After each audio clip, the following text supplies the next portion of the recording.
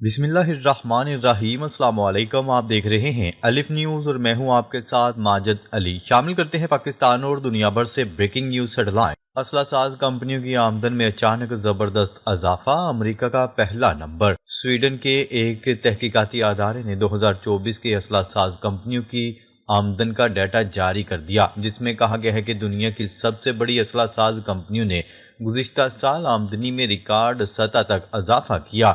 پیر کو جاری رپورٹ کے مطابق دنیا کی ہتھیار بنانے والی سب سے بڑی کمپنی نے گزشتہ سال ہتھیاروں اور ملٹری سروسز کی فروخت سے ہونے والی آمدنی میں 5.9% اضافہ دیکھا۔ اسلحہ فروخت ہونے کی وجہ یہ بتائی گئی ہے کہ ایک طرف یوکرین اور غزہ کی جنگوں میں اسلحے کی فروخت میں اضافہ ہوا تو دوسری طرف مختلف ممالک نے فوجی اخراجات میں اضافہ کیا، جس کے لیے اسلحہ اور سروسز کی مانگ پوری کرنی پڑی۔ Stock home international peace research انسٹی ٹیوٹ کی رپورٹ کے مطابق دنیا میں اسلحہ بیچنے کی دوڑ میں امریکہ کا پہلا نمبر ہے۔ یورپ اور اسرائیل بھی ریس میں آگے ہیں، تاہم ایشیا کی ترجیحات میں اسلحہ زیادہ نمایاں نہیں۔ رپورٹ کے مطابق دنیا کی 100 سب سے بڑی اسلحہ ساز اور ملٹری سروسز فراہم کرنے والی کمپنیوں کی کل سالانہ آمدن 2024 میں $679 ارب رہی، جو اب تک کی سب سے زیادہ رقم ہے۔ گزشتہ ایک دہائی 2015 سے 2024 تک یہ آمدن تقریباً 26% بڑھ چکی ہے۔ مشرق وسطیٰ کے لیے یہ پہلا موقع ہوگا جب 9 کمپنیاں ٹاپ 100 میں شامل ہوئیں۔ خبر کے اگلے حصے میں بات کرتے ہیں تائیوان کے لیے تیار ہونے والے نئے F-16V طیاروں کی ٹیسٹ پرواز اس ماہ شروع۔ تائیوان کے لیے دیر سے تیار ہونے والے F-16V جنگی طیاروں کے ٹیسٹ فلائٹس اسی ماہ شروع ہونے جا رہے ہیں۔ تائیوان کی فضائیہ کے سربراہ کے مطابق 66 میں سے 54 طیارے اس وقت پروڈکشن لائن پر ہیں، جو گزشتہ ماہ 50 تھے۔ تائیوان کو بیجنگ کے بڑھتے ہوئے عسکری دباؤ کا سامنا ہے اور وہ امریکی اسلحہ کی تاخیر سے ترسیل پر بارہا تشویش ظاہر کرتا رہا ہے۔ امریکہ نے 2019 میں لاک ہیڈ مارٹن کے F-16V طیاروں کی $8 ارب مالیت کی فروخت کی منظوری دی تھی، جس کے بعد تائیوان کے پاس F-16 طیاروں کی تعداد 200 سے تجاوز کر جائے گی۔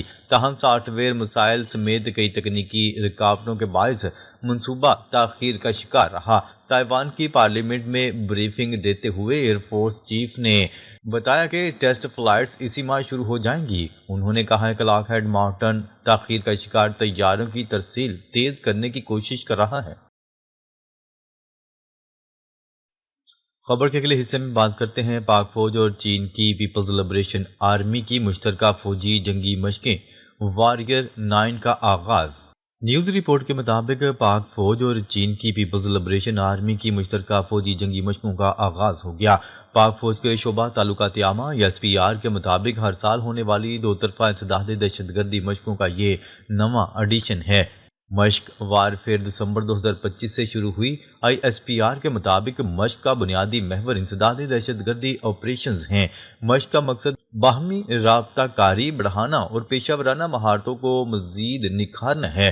مشق کے ذریعے جدید جنگی تقاضوں کے مطابق بہترین طریقہ کار کا تبادلہ کرنا ہے۔ ISPR کے مطابق پاک چین مضبوط دفاعی تعاون، باہمی اعتماد اور اسٹریٹجک شراکت داری پر مبنی ہے۔ خبر کے اگلے حصے میں بات کرتے ہیں نیتن یاہو ڈونلڈ ٹرمپ ٹیلی فونک رابطہ، حماس کو غیر مسلح کرنے پر تبادلہ خیال۔ اسرائیلی وزیر اعظم نیتن یاہو کا امریکی صدر ڈونلڈ ٹرمپ سے ٹیلی فونک رابطہ ہوا۔ اسرائیلی وزیر اعظم کے دفتر کے مطابق دونوں رہنماؤں نے غزہ کو عسکریت سے پاک اور حماس کو غیر مسلح کرنے کے عزم پر تبادلہ خیال کیا۔ اسرائیلی وزیر اعظم کے دفتر کے مطابق ٹیلی فونک رابطے میں امن معاہدے کو آگے بڑھانے پر بھی بات چیت ہوئی۔ امریکی صدر ڈونلڈ ٹرمپ نے وزیر اعظم نیتن یاہو کو مستقبل قریب میں وائٹ ہاؤس مدعو کر لیا۔ اس سے پہلے ڈونلڈ ٹرمپ نے ایک بیان میں اسرائیل پر شام سے تعلقات بہتر بنانے پر بھی زور دیا تھا۔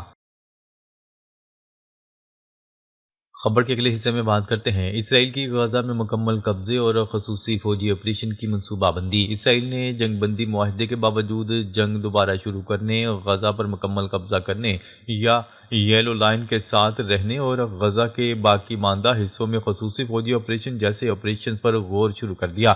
عالمی میڈیا کی رپورٹ کے مطابق اسرائیلی نشریاتی ادارے کے حوالے سے اپنی رپورٹ میں بتایا گیا ہے کہ اسرائیلی فوج کا خیال ہے کہ امریکہ کے پاس ابھی تک فلسطینی عسکریت پسندوں کو غیر مسلح کرنے کا کوئی واضح منصوبہ نہیں ہے اور وہ اپنی طاقت بحال کرنے کے لیے کام کر رہے ہیں، جبکہ اسرائیلی فوج انہیں اس سے روکنا چاہتی ہے۔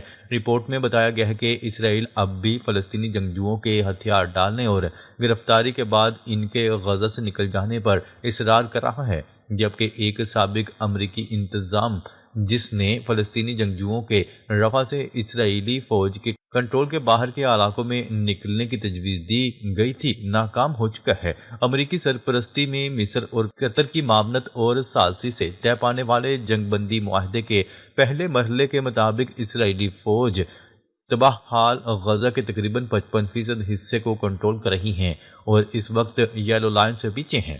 رپورٹ میں کہا گیا ہے کہ اسرائیل امریکی منصوبے کے دوسرے مرحلے میں منتقلی میں تاخیر کر رہا ہے۔ اس مرحلے میں غزہ میں بین الاقوامی افواج کی تعیناتی اور غزہ کی پٹی کے معاملات کو چلنے کے لیے ایک سویلین حکومت کی تشکیل شامل ہے۔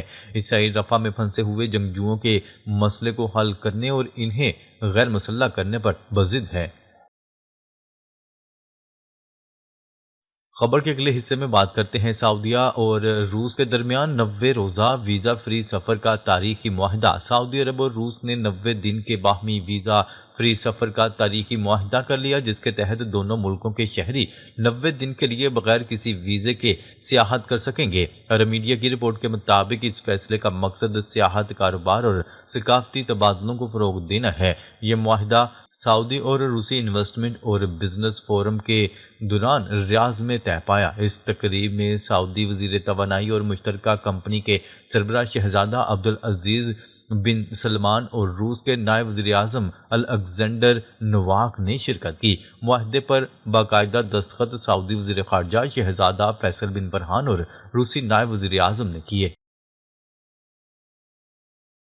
خبر کے اگلے حصے میں بات کرتے ہیں افغانستان سے آنے والے تمام تارکین وطن کا دوبارہ جائزہ لیا جا رہا ہے۔ وائٹ ہاؤس ترجمان وائٹ ہاؤس کیرولین لیوٹ نے کہا ہے کہ امریکی صدر ڈونلڈ ٹرمپ افغانستان سے آنے والے تمام تارکین وطن کا دوبارہ جائزہ لے رہے ہیں۔ ترجمان وائٹ ہاؤس نے واضح کیا ہے کہ قومی سلامتی کو خطرے میں ڈالنے والے کسی بھی شخص کو ملک سے باہر نکال دیا جائے گا۔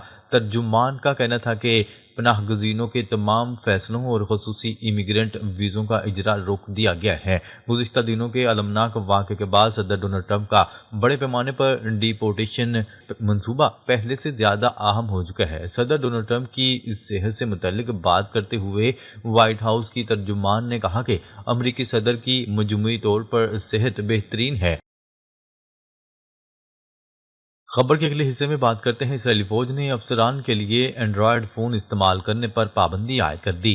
اسرائیلی فوج نے اعلیٰ افسران کے لیے موبائل فون کے استعمال کے ضابطے مزید سخت کرتے ہوئے اینڈرائیڈ فونز کے استعمال پر پابندی عائد کر دی۔ اسرائیلی میڈیا کے مطابق نئے حکم نامے کے تحت لیفٹیننٹ کرنل کے رینک اور اس سے اوپر کے تمام کمانڈرز کو سرکاری رابطوں کے لیے صرف ایپل کے آئی فون استعمال کرنے کی اجازت ہوگی۔ اسرائیلی میڈیا کا کہنا ہے کہ اس اقدام کا مقصد اعلیٰ افسران کے موبائل فونز میں ممکنہ ہیکنگ یا دراندازی کے خطرات کو کم کرنا ہے۔ نئی ہدایات کا مقصد یہ ہے کہ اعلیٰ سطح پر تمام سرکاری موبائل فونز کا آپریٹنگ سسٹم یکساں رکھا جائے تاکہ سیکیورٹی کنٹرول، اپ ڈیٹس اور نگرانی آسان ہو سکے۔